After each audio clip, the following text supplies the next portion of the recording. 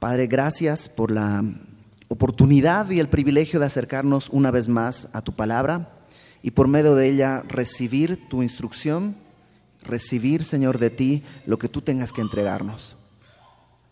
Abre nuestro corazón, Señor, que la semilla de tu palabra encuentre tierra fértil y podamos dar abundante fruto para tu gloria. En el nombre de Jesús. Amén.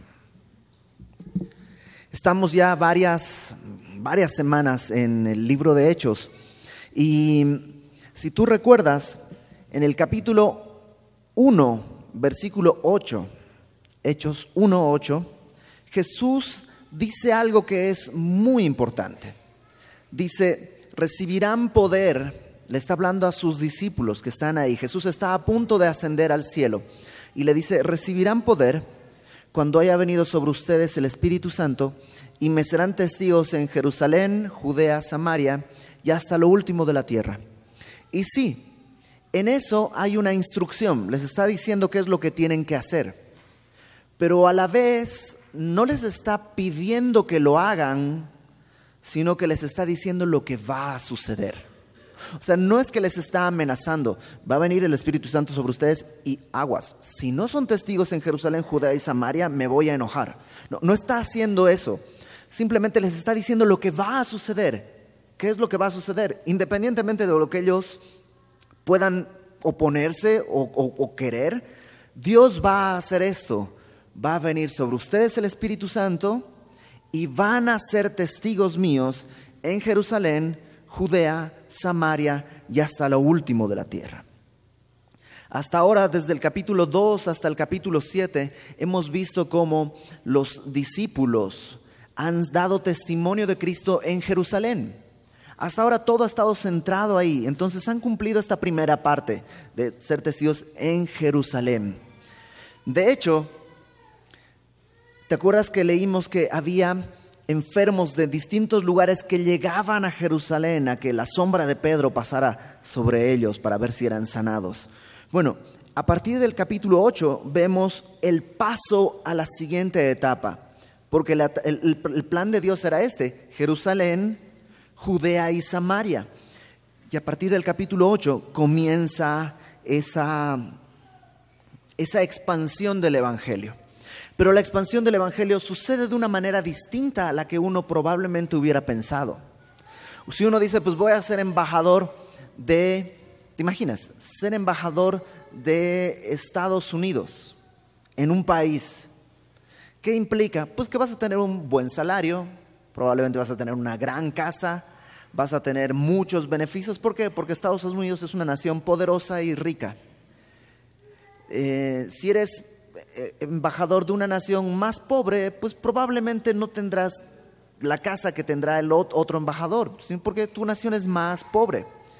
Cuando somos llamados a ser embajadores de Cristo, uno pensaría, pues ok, va a ser avión en primera clase, una casa gigante, pero la verdad no necesariamente es así. Ellos van a ser expandidos de una manera distinta. Fíjate qué sucede, versículo 1 del capítulo 8. Y Saulo consentía en su muerte. Estamos hablando de Esteban. En el capítulo anterior vimos la muerte de Esteban. Esteban había sido apedreado, tomado, llevado, no arrestado legalmente, simplemente en enojo lo tomaron los fariseos, lo llevaron hasta un lugar y lo apedrearon mientras él les daba testimonio del amor de Cristo. Y Saulo, a quien vimos hace unos versículos atrás, la semana pasada, dice que estaba guardando la ropa de los que lo apedreaban. De alguna manera Saulo era alguien como de una autoridad, o sea, él no está haciéndolo manualmente, él está supervisando, está guardando la ropa de los que apedreaban. Dice que Saulo consentía en su muerte. La palabra consentir, ¿sabes qué quiere decir? Deleitarse. Saulo se deleitaba en la muerte de Esteban. Ahora, no es que Saulo disfrutaba ver morir a Esteban, en el sentido de que era sanguinario y qué bueno, quiero ver sangre o algo así, sino que Saulo pensaba que estaba haciendo bien a Dios. Saulo creía, estaba convencido que lo que estaba haciendo era acabar con una ofensa a su Dios. Saulo era sincero, pero estaba sinceramente equivocado. Saulo era apasionado, pero en la pasión incorrecta. Y él mismo va a dar su testimonio más adelante de cómo ve su vida en este momento. Entonces dice que Saulo consentía en la muerte de Esteban, y eso desata algo. Verso 1 dice después: en aquel día, es decir, en esa época, hubo una gran persecución contra la iglesia que estaba en Jerusalén, y todos fueron esparcidos por las tierras de Judea y de Samaria. ¿Te acuerdas? Ese era el plan de Dios. Primero Jerusalén, luego Judea y Samaria. Ahora los discípulos empiezan a moverse hacia Judea y Samaria, excepto los apóstoles. Primero, la persecución, esta primera persecución, no viene por parte de Roma. No son los idólatras los que persiguen a la iglesia, sino los religiosos. La primera persecución viene de parte de los religiosos. En segundo lugar, Dios está cumpliendo su propósito, pero de una manera en que ellos no pensaban. Alguien ha dicho por ahí: si tú no cumples Hechos 1:8, Dios te va a entregar Hechos 8:1. O sea, si tú no cumples la tarea que Dios te envió, Dios te va a ayudar. Ahora, no es perversidad de Dios, simplemente te está ayudando. Hay una historia, no sé si será verdad, no creo, pero hay una historia de un señor, un hombre millonario, un hombre que tenía una empresa muy grande, y un día llevó a sus trabajadores a su casa. Y en su casa tenía, todo el piso de mármol, grandes cosas, ¿no? Y iba contando cómo él fue haciendo su fortuna ante sus empleados, y llegó a una alberca que tenía muy grande y especial. Decía este hombre: a mí me gustan los hombres de valor, porque yo necesité mucho valor para hacer toda mi fortuna. Así que yo valoro el valor, el coraje, el arrojo de la gente. Así que esta es una alberca que tiene tiburones, cocodrilos, pirañas, ¿no?, anguilas y todo lo que se te pueda ocurrir ahí. Aquel que se anime a meterse y a nadar hasta el otro lado, le daré la mitad de mi fortuna. Apenas dijo eso cuando alguien, se escucha el sonido y alguien está en el agua, nada a toda velocidad, sale a toda velocidad por el otro lado de la alberca, y todo el mundo está así atónito. Dice: wow, y este hombre se acerca, lo abraza, le dice: felicidades, has ganado la mitad de mi fortuna, ¿quieres decir algo? Y él dice: sí, quiero saber quién me empujó, ¿no? Bueno, más o menos eso es lo que sucede. Los apóstoles necesitaban un pequeño empujón para cumplir el propósito de Dios. Y este pequeño empujón, que puede ser en ciertos sentidos doloroso, es una muestra del amor de Dios. Porque se estaban quedando demasiado cómodos en Jerusalén y necesitaba el evangelio salir a todas las naciones. Entonces viene esta persecución y todos salen corriendo menos los apóstoles. ¿Por qué los apóstoles no salieron corriendo? Hay varias posibles explicaciones, no hay ninguna explicación segura porque la Biblia no nos dice con claridad, pero una podría ser que los apóstoles no comprendían la universalidad del evangelio. Y lo vamos a ver, es parte de lo que no les entra en la cabeza, cómo el evangelio puede ser también para otras personas que no sean judíos de Jerusalén. A pesar de que han estado con el Señor 3 años, no logran entenderlo bien. Es una gran lucha que van a tener. Otra razón probable es que pensaran: nosotros ya escapamos una vez. ¿Te acuerdas cuando arrestaron al Señor Jesús y todos corrieron y nadie se quedó con el Señor? A lo mejor pensaron: nosotros ya corrimos una vez y no puedes escapar de Dios. Mejor me quedo y soy fiel a lo que Dios me encargó. Puede ser. Otra tercera probabilidad es que hayan creído que la iglesia necesitaba como un cuartel general y necesitara un lugar donde pudieran acudir los otros creyentes como una base firme, y por eso se quedaron arriesgándose. Sea como sea, los cristianos, digamos, no apóstoles, no sé cómo decirlo, laicos, por decirlo de alguna manera, fueron los que fueron expandidos.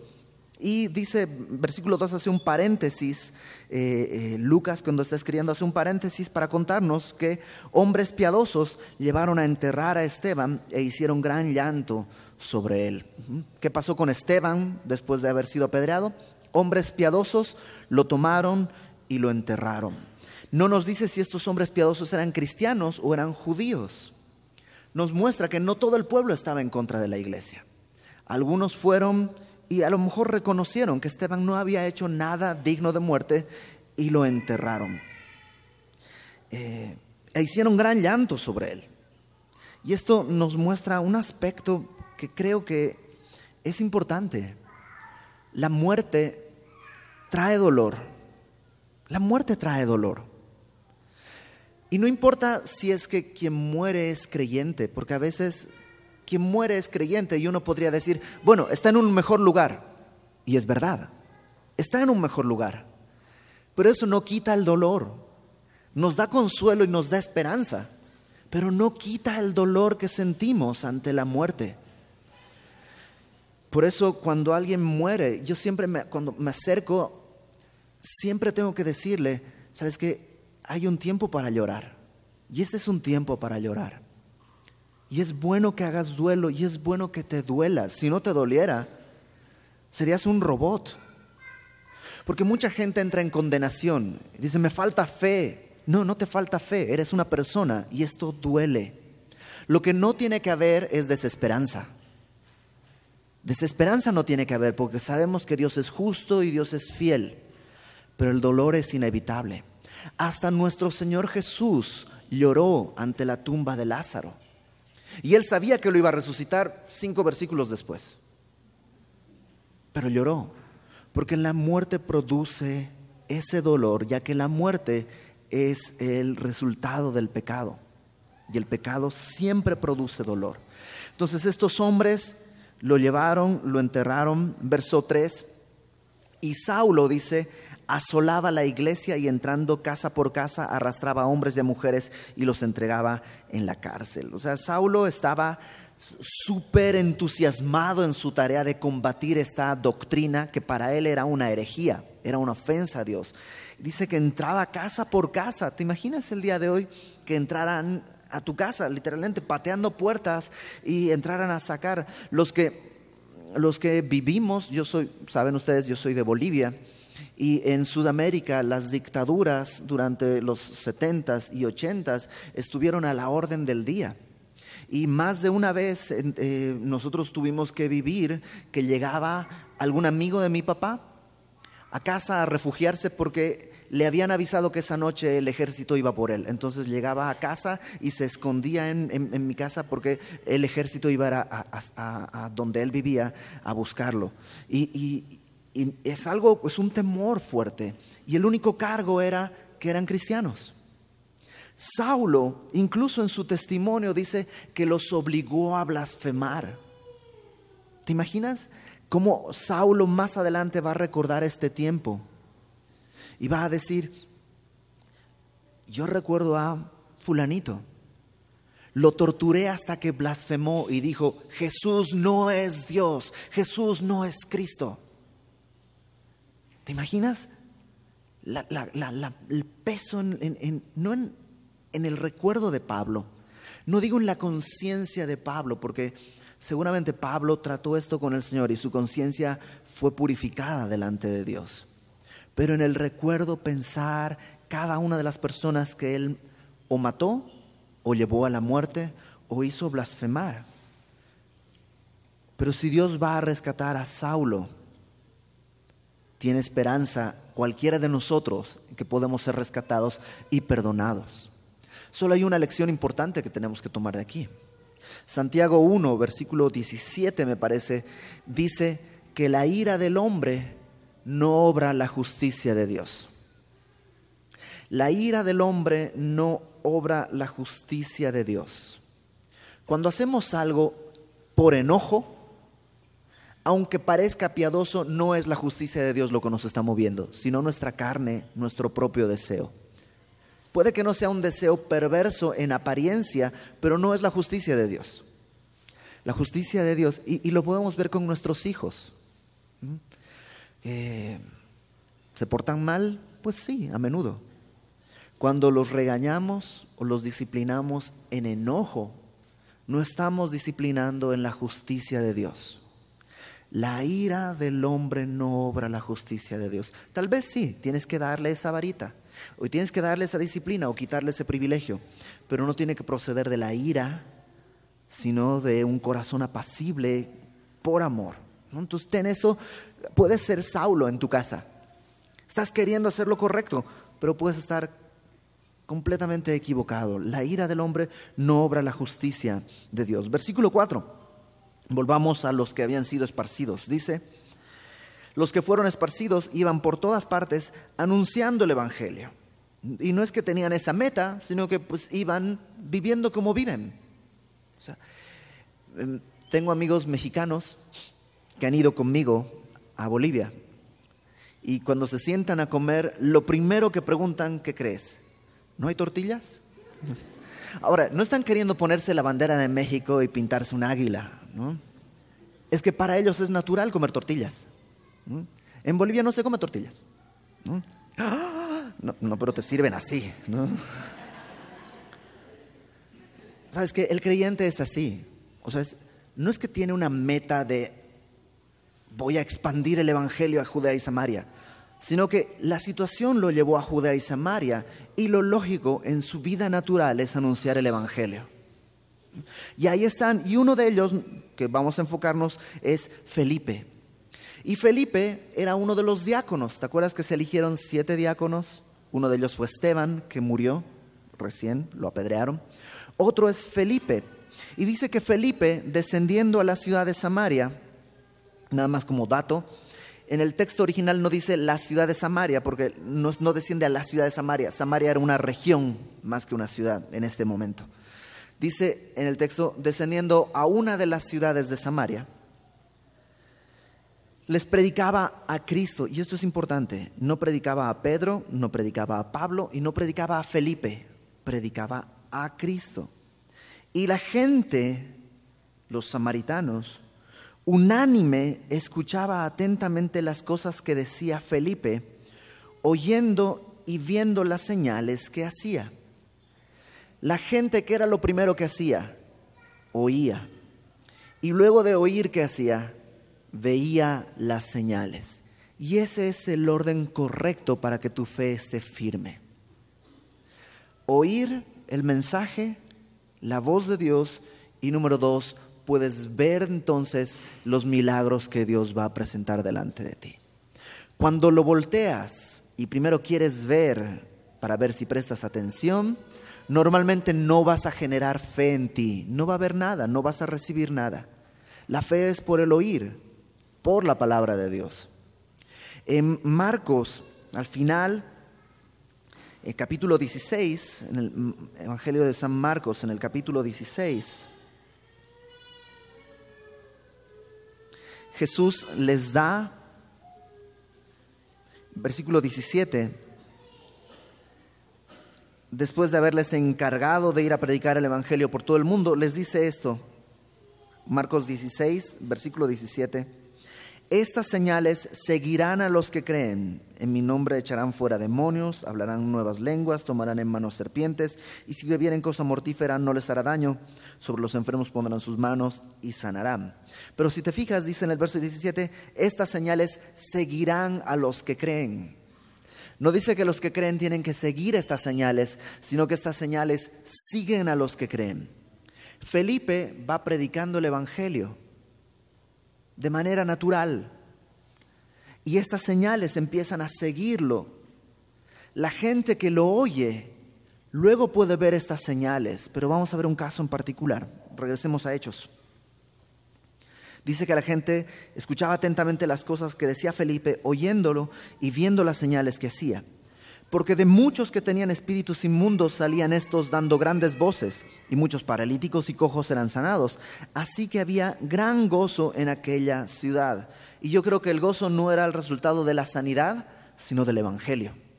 Había gente que no tenía enfermedad, pero que al escuchar el Evangelio tenía gozo, seguramente. Verso 9. Pero, y nos va a introducir aquí un personaje, había un hombre llamado Simón, que antes ejercía la magia en aquella ciudad y había engañado a la gente de Samaria, haciéndose pasar por algún grande. A Simón, oían atentamente todos, desde el más pequeño hasta el más grande, diciendo: este es el gran poder de Dios. Simón dice que había engañado, era un hechicero. No sabemos, no nos dice la Biblia, si sus hechizos eran genuinos, es decir, si había realmente magia oscura y oculta y milagros, porque Satanás puede hacer ese tipo de cosas, o si era un estafador que nomás te decía cosas y ya. Lo que nos muestra es que todos le oían. En esta ciudad había sed. La gente quería escuchar, igual que en nuestras ciudades.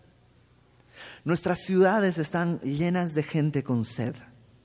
Están tan desesperados por oír algo que traiga esperanza, que les da lo mismo si se agarran de Marta de baile o de alguna doctrina extraña y el Feng Shui y las cartas y el tarot y el horóscopo o el humanismo, y se agarran de lo que sea, porque hay sed.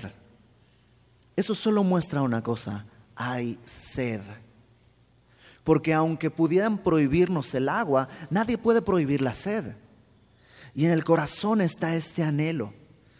Y esa necesidad fue suplida en este momento por Simón. Simón traía un mensaje y todos estaban atónitos, estaban escuchando lo que él decía. Y este hombre decía: no tiene el gran poder de Dios, es el gran poder de Dios. Simón se presentaba probablemente así: yo soy Simón, el gran poder de Dios. Verso 11. Le estaban atentos porque con sus artes mágicas les había engañado mucho tiempo.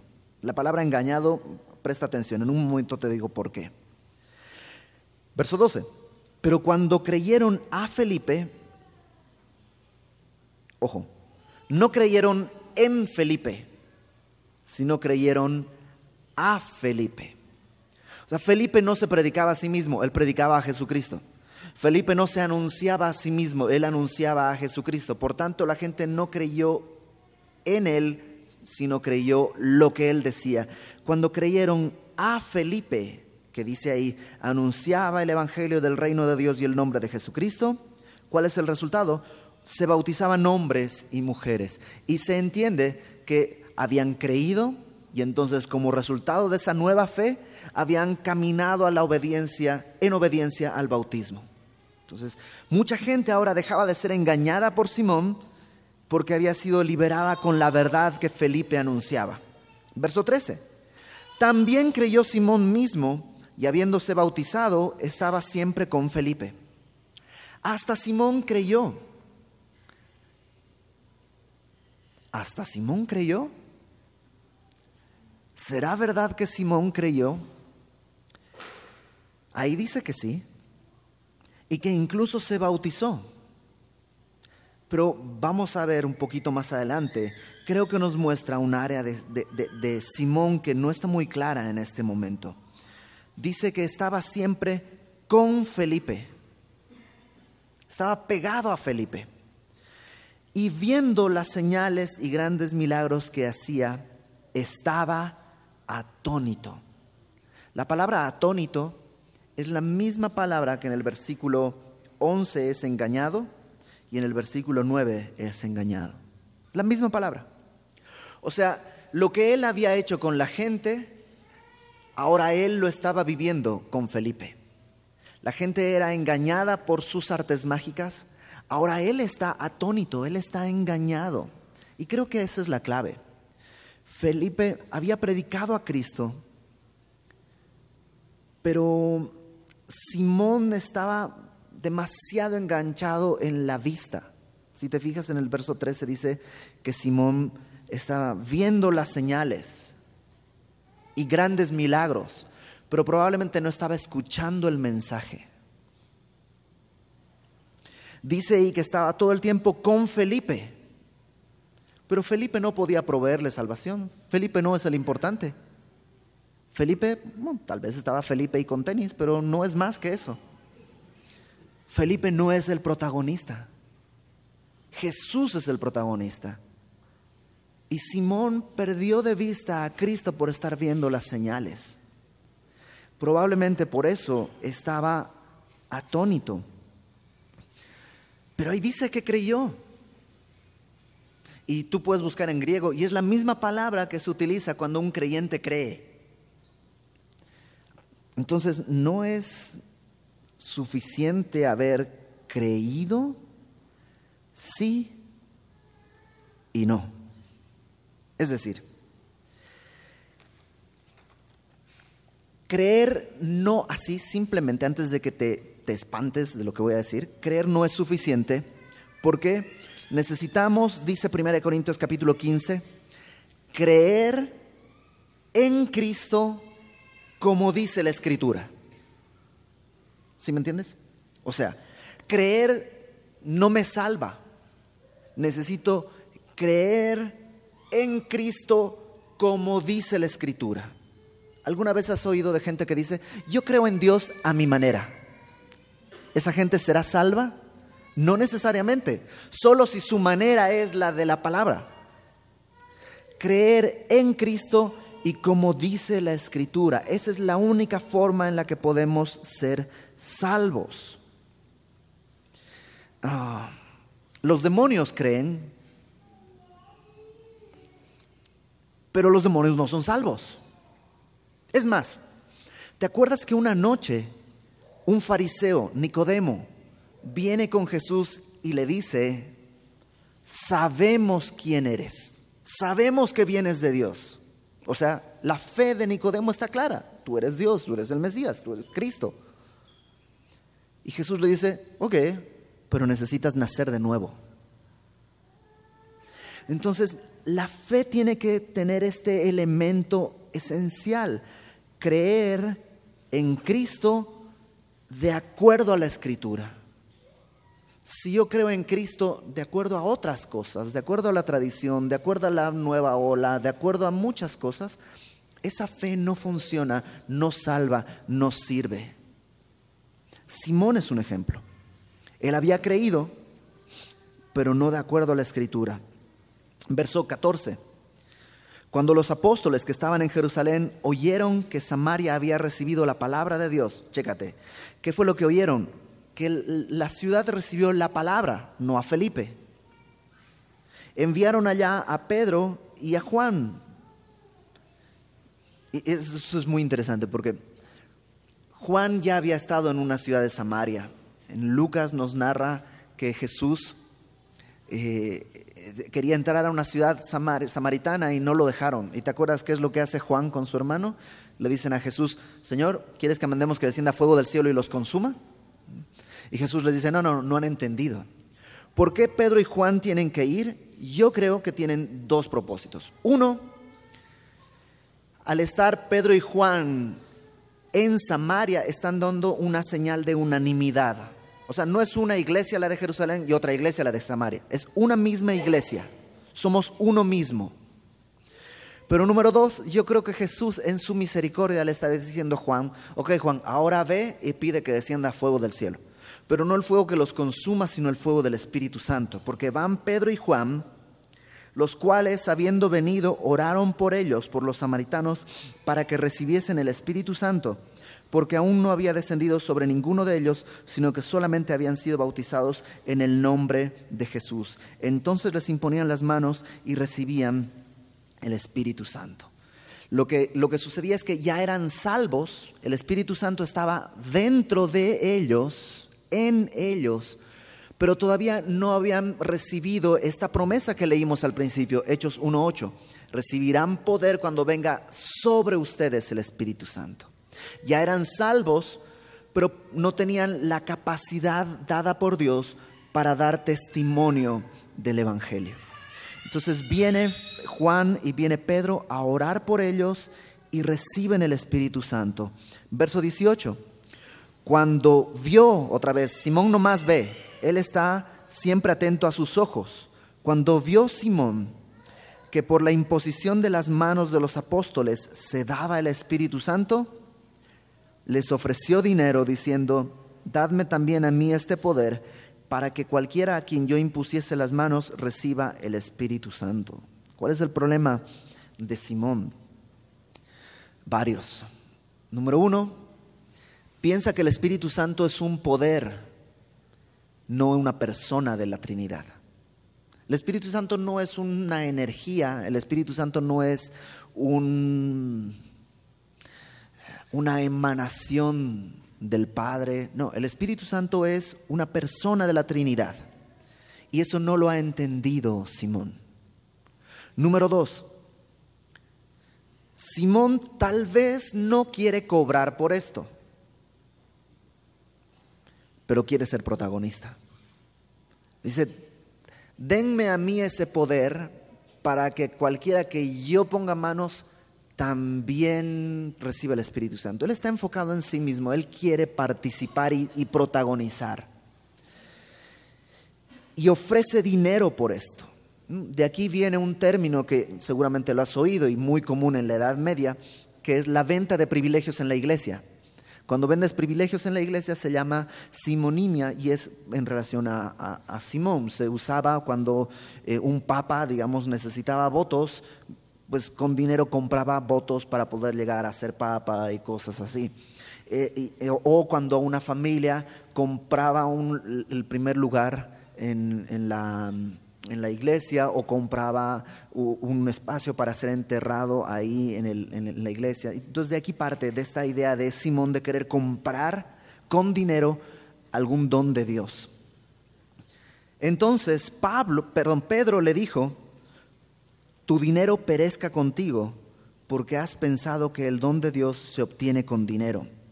No tienes tú parte ni suerte en este asunto, porque tu corazón no es recto delante de Dios. Pedro le da algo muy fuerte, le dice: tu dinero y tu corazón son exactamente iguales, están muertos. Tú no tienes parte ni suerte. Le está diciendo: tú no eres cristiano, tú no has nacido de nuevo. Ahora alguien le podría decir: pero creyó, lo dice la Biblia, y fue bautizado. ¿Cuántos de nosotros podríamos identificarnos? Pues yo creí y fui bautizado, y entonces tampoco tengo seguridad. ¿Cómo funciona? Bueno, no sabemos realmente qué fue lo que pasó con Simón. La Biblia no nos lo deja claro. Pedro le hace esta acusación, yo creo, por amor. Porque si no ha creído, necesita creer. Si no ha entregado su vida, necesita hacerlo. Y tiene que entender que la manera en la que está obrando es completamente hipócrita y demoníaca. Le dice: no tienes parte ni suerte con nosotros. Estás pensando que Dios es como uno de nosotros al que le puedes comprar un favor. Y le da la receta, verso 22. Arrepiéntete pues de esta tu maldad y ruega a Dios si quizá te sea perdonado el pensamiento de tu corazón, porque en hiel de amargura y en prisión de maldad veo que estás. Le da el diagnóstico, el problema: hay amargura en tu corazón,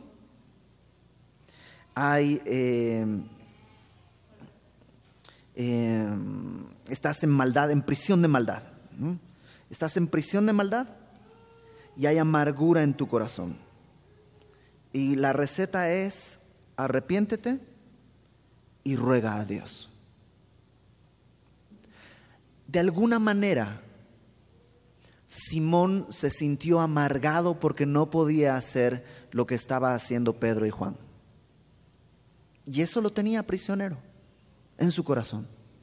Y eso lo movió a decir: pues tengo que conseguirlo de alguna manera. Tal vez tú y yo no queremos ese don de Dios, el poner las manos y que alguien reciba el Espíritu Santo. Pero sabes, podría haber amargura en nuestro corazón cuando queremos lo que otro tiene. Y anhelamos, y anhelamos, y anhelamos. Y en el querer conseguirlo podríamos tratar de comprarle a Dios un favor. Tal vez no con dinero, pero tal vez de otra manera. Señor, si tú haces esto, yo voy a ir a la iglesia todos los domingos.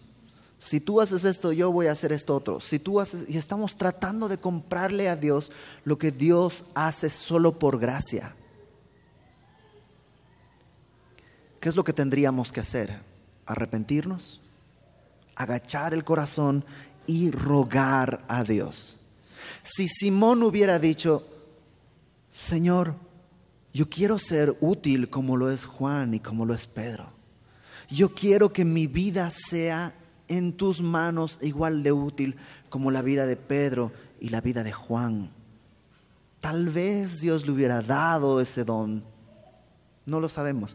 El asunto es que la Biblia solo registra esto. El problema de Simón es que hay amargura y está en una prisión de maldad, y el tratamiento es arrepentimiento y humillarse y rogar a Dios. Si hay amargura en tu corazón, el tratamiento es el mismo. Arrepiéntete y ruega a Dios. Tendemos a demandar a Dios. Es que, Señor, no es justo que yo no tenga coche. Señor, no es justo que yo no tenga aquello. Pero eso suma amargura en mi corazón, y lo que tengo que hacer es arrepentirme y rogar a Dios. Fíjate lo que hace Simón. Verso 24. Respondiendo entonces Simón dijo: rogad vosotros por mí al Señor, para que nada de esto que habéis dicho venga sobre mí. Algunos dicen, aquí Simón está mostrando humildad. Yo sinceramente creo que no es humildad. Yo creo que no ha entendido. Me parece que Simón tiene temor de las consecuencias que van a venir, en vez de tener temor del Señor. El temor de Jehová, dice el Salmo 19, es limpio, porque el temor de Jehová me acerca al Señor. Cuando has pecado y hay un temor genuino, lo que vas a hacer es acercarte a Dios para que Él te limpie de toda tu maldad. Cuando después de haber cometido un pecado, eso te mueve a alejarte de Dios, ese temor no viene del Señor, no es un temor limpio, y necesitas arrepentirte. Necesitas venir delante de Dios y decirle: Señor, hasta estoy desconfiando de ti. Hasta estoy considerando que tengo derecho a haber pecado y tú no me vas a entender. Y soltar eso y arrepentirte, porque si no vas a terminar en una prisión de maldad, como pasó con Simón. Yo creo que Simón en este momento no ha llegado al arrepentimiento correcto. ¿Después llegó o no? No lo sabemos. A partir de aquí hay muchas leyendas que vienen y que escuchas y que se desataron, pero no hay nada que nos enseñe qué fue lo que pasó con él. Creo que la enseñanza tiene que venir de esta advertencia. Tú y yo tenemos que creer, y creer en Cristo como dice la Escritura. Ese es el Evangelio. Y que cuando en nuestro corazón hay amargura, lo que tenemos que hacer es arrepentirnos y venir delante de Dios. Creo que la lección que tenemos que aprender es ser como Felipe, que no está preocupado por hacer de Felipe un gran nombre, y no ser como Simón, que él quiere ser el gran poder de Dios. De hecho, él era el gran poder de Dios. Y cuando ve que otros tienen más poder, dice: ok, ¿cuánto quieres? Yo te lo compro, yo quiero eso. Tú y yo no estamos llamados a hacer eso. Termina la porción que vamos a estudiar el día de hoy diciendo que ellos, Pedro y Juan, habiendo testificado y hablado la palabra de Dios, o sea, continúan hablando la palabra de Dios ahí, se volvieron a Jerusalén, y en muchas poblaciones de los samaritanos anunciaron el Evangelio. Y regresan anunciando el Evangelio, porque no hay otra cosa que anunciar. No hay otra cosa que decir. En la iglesia estamos llamados a anunciar el Evangelio, no a anunciar cómo tienes que vivir. Vas a aprender a vivir cuando el Evangelio sea parte central en tu vida. No estoy llamado a anunciar cómo tener éxito en las finanzas, o en la familia, o en tus relaciones personales, o en tu trabajo. Estamos llamados a anunciar el Evangelio, y cuando recibamos el Evangelio, seguramente mis relaciones familiares van a florecer, seguramente mi economía, no es que tal vez no va a crecer, pero va a estar ordenada. Tal vez no me van a ascender en el trabajo, pero voy a ser un buen trabajador y un siervo fiel delante de Dios. El Evangelio es lo que tiene que centrarse en nuestra vida. El primer enemigo del Evangelio puro es el querer ser protagonista, el yo querer ser alguien. ¿Sabes? Ya somos alguien. Somos alguien que Dios amó y que no merecía ser amado. Somos alguien que Dios rescató y que no merecía ser rescatado. Y somos alguien que tiene una esperanza firme en los cielos, cuando antes no teníamos ni Cristo, ni esperanza, ni Dios, ni nación, ni nada. Entonces, ¿qué tenemos que hacer? Anunciar eso. No se trata de mí, se trata del Señor Jesús. Pues vamos a orar. Señor, tú en tu misericordia nos has tomado y a través de distintas pruebas nos has movido de un lugar a otro, nos has guiado de un lugar a otro con un propósito: anunciar de manera natural el Evangelio que hemos recibido, la esperanza que nos ha arrestado, el amor que nos sostiene, que viene de ti. Líbranos de ser como Simón, de querer ser protagonistas, de querer simplemente ser los reyes de un nuevo reino. Queremos ser como Felipe, que él no era un apóstol, era simplemente un siervo tuyo, que anunciaba fielmente lo que había recibido de ti, que comunicaba fielmente la esperanza que tenía, que nunca buscó para sí algo, sino siempre buscó la gloria de tu nombre. Ayúdanos a ser como los apóstoles, que tampoco están buscando competencia con Felipe, sino están buscando tu reino. Ayúdanos a ser como esta ciudad, que encuentra saciedad solo en tu palabra y en lo que tú nos has dado. Algunos de los que estamos aquí, Señor, todavía tenemos sed. Todavía hemos bebido de muchas aguas, tal vez incluso de la religión. Que el día de hoy podamos recibir de tu mano este Evangelio puro, sincero y poderoso que puede saciarnos y levantar nuestro corazón. Lo pedimos, Señor, con humildad, entendiendo quiénes somos, pero sobre todo también entendiendo la gloria de tu nombre y el gran amor con que nos amaste. A ti sea toda gloria, Padre, en el nombre de Cristo Jesús, nuestro Señor. Amén.